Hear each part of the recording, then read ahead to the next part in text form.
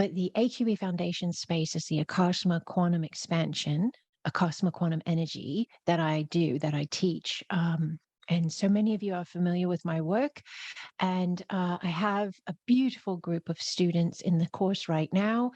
And I have received a few questions in email format. So I'm going to go ahead and answer them here.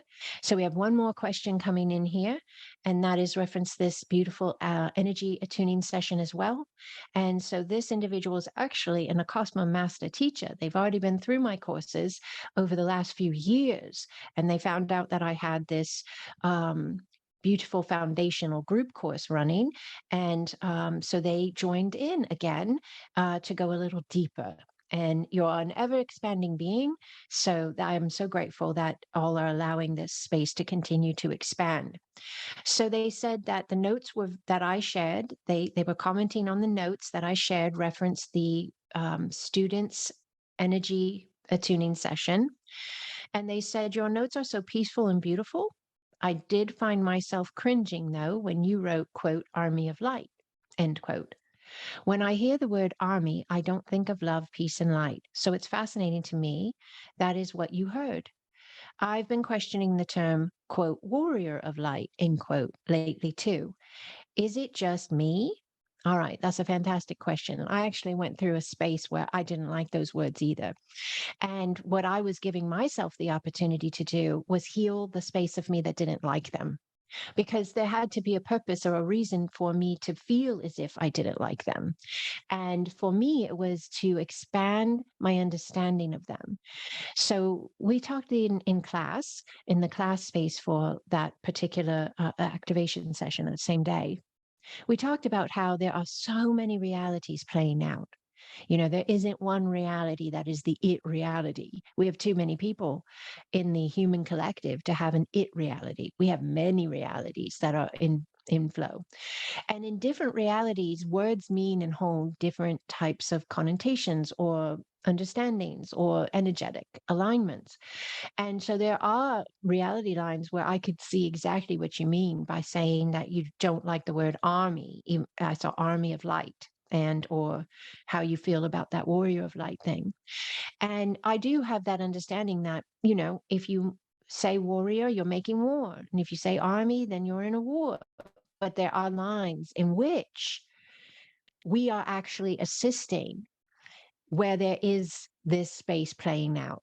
But we are multidimensional beings, and we are bigger than any one line. And those of us who have come into Earth in this now, we're here to assist beyond one line. And so in the line where those words are, we are, in essence, bringing in healing and bringing in light to where those words are used in reality lines in which it's very, very dense. It's very, very dark. And the energy in those spaces has not seen light in a very, very long time, if ever, in their existence, in those specific reality lines where you would understand an army and or a warrior.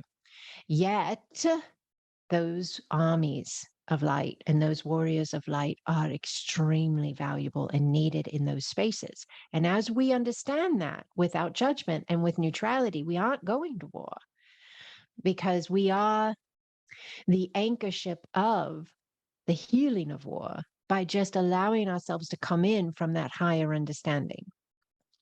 Another understanding to go with this as well is we're in all the realities.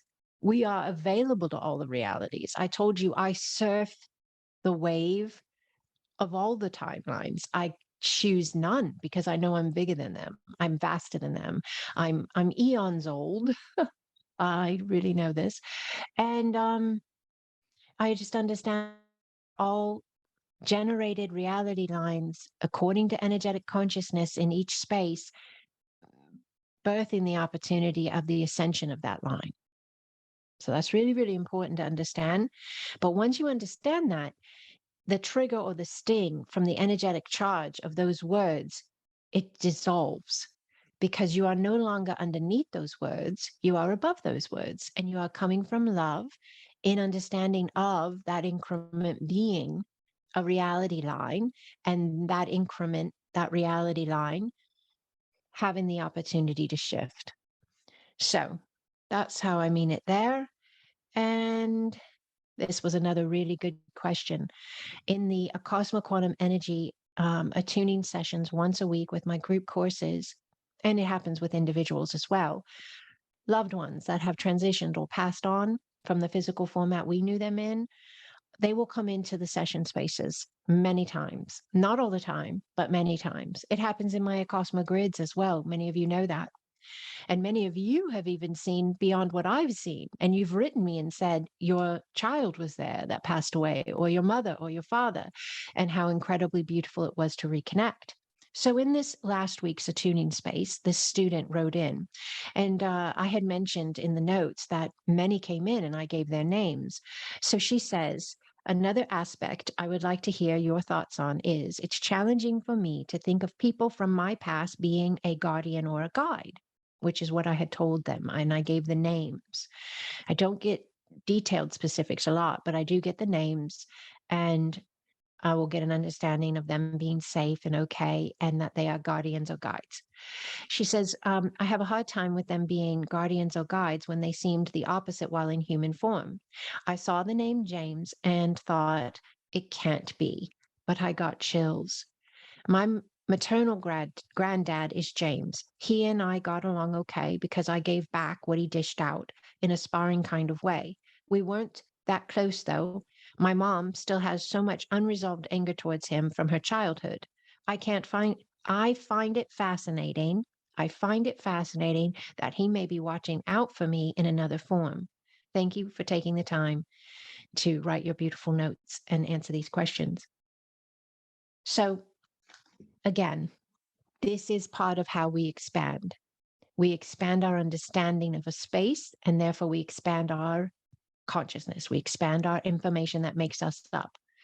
So what happens is we have a preconceived idea that when people transition or pass away, they remain in the format, the understanding, the personality traits of what we knew of them.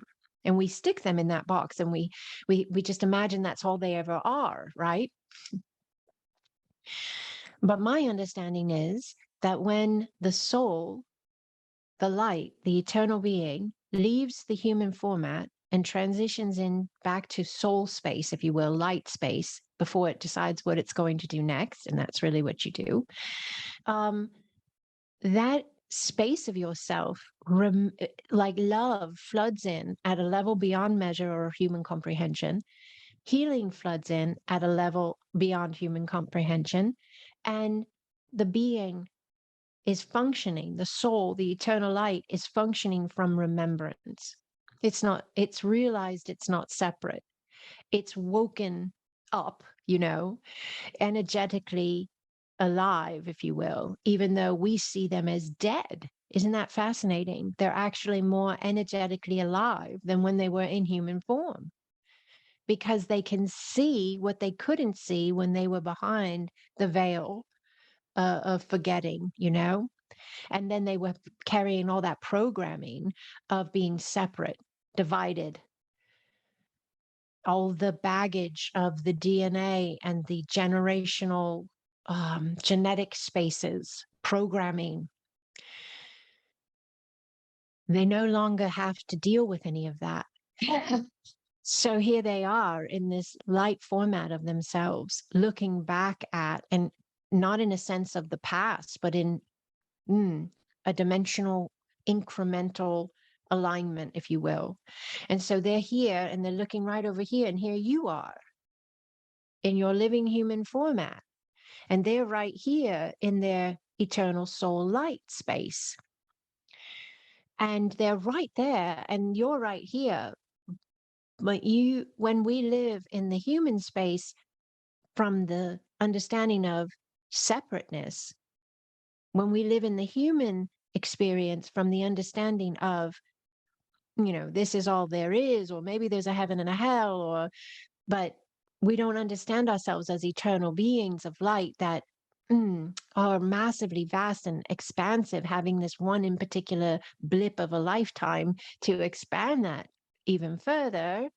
So we see ourselves as so distant and separate from them, or we place them in heaven or in a hell, and we really box up and limit what is this limitless potential.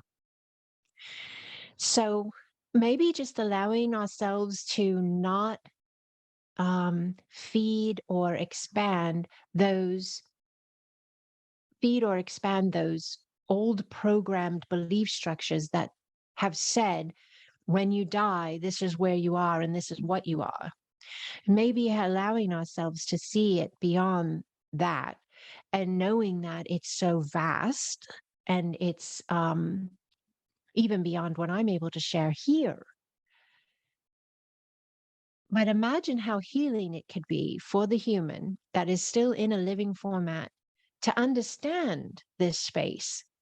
Because every relationship and every connection that you've ever had that may have had trauma, betrayal, hurt, or pain of some kind with another human, if you understand that when they leave the physical format, they return into their wholeness and their light and their eternalness and that love space, if you understood that, you could understand that that is the space of them that is available still to you through connection of the quantum of your understanding of yourself as energy. And that the more you expand you, the more you have the ability to connect in with that higher version of them. People don't leave the physical, they don't die and sit around in the quantum field as being an ugly, yucky person version of themselves. They immediately are given the opportunity to assess their life, assess what they've done, assess what they didn't do, but all from the eyes of love. There's no judgment, there's no condemnation, there's no separation. There is only clarity through love, and there is an immense amount of peace. And the individual is given the opportunity to make amends where needed from love, not from judgment, from love. And many times that is through being a guardian or a guide. And they don't have to be that, but they can if they choose to. So many times when we see them coming in as a guardian or a guide, and the spirit, the physical life was not conducive to being so loving and caring, it is because they are reconciling that space. They are bringing in love to the spaces that they realize they didn't bring love to. Now, it doesn't have to be that way. They can be a guardian and a guide because they just love you, and maybe they always were loving, even in the physical world,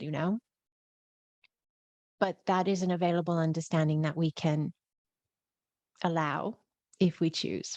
So these were fantastic questions. I'm so, so grateful for them. I'm so, so grateful for each and every one of you and this glorious space we get to be in together. So thank you to all who have watched this video, who've allowed these understandings to be given to you, to allow you to assess and decide if it's something that resonates with you or not. And if it does, just by thinking about it, it is being given the opportunity to run vibrationally through the collective. And isn't that a lovely thought? All right, Holy Ones, I thank you unendingly. If you don't already have my book, go on Amazon.com. Yes, go on Amazon.com and get my book, Beautiful AQE Foundations, Remember Who You Are, an incredible book that is highly activating. I have so many people writing me right now, emails telling me of all the glorious things that are happening in their lives due to the activations from just connecting with the book. So check it out. If you have any questions, comments, or feedback, please let me know. And if it's not March 10th yet, you still have time to join my AQE Foundations course, and we'd love to have you. And it's via live and video, so we accommodate all schedules and all time zones. So thank you unendingly for all that you are. Yarasukoane. Yana te aoa. Tukoa ye. Brokoko ana. Taukoa. Taukoa. Taukoa. Blessings upon you, Holy One. Blessings.